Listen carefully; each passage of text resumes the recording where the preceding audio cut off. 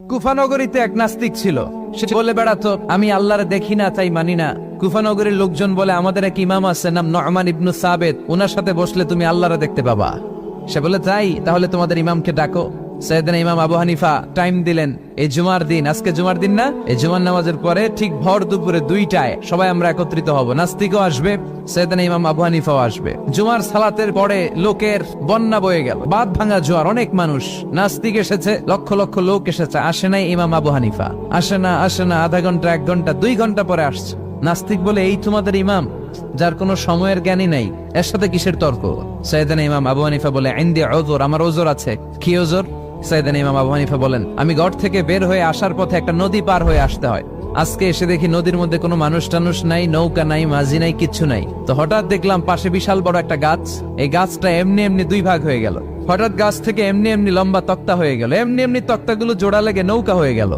আর নৌকা আমার সামনে আসলো, মাঝি ছাড়া, লগি বৈঠা ছাড়া। আমি নৌকায় যেয়ে বসলাম, নৌকাটা আমার নিয়ে টান দিয়ে সাঁ করে ওপার নিয়ে গেল।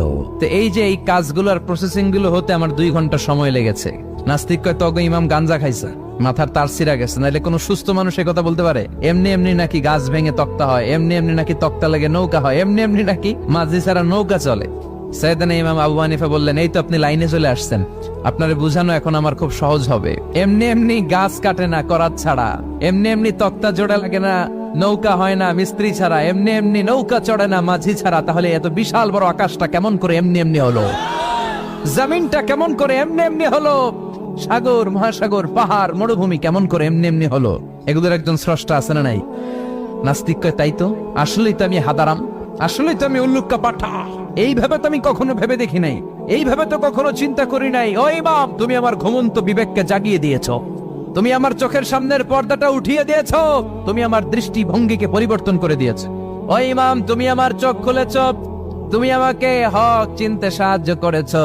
আর দেরি করতে চাই না, আমারে পড়িয়ে দাও লা ইলাহা ইল্লাল্লাহু মুহাম্মাদুর রাসূলুল্লাহ। কালিমা পড়ে মুসলমান হয়ে গেছে। আল্লাহু আকবার পড়ে।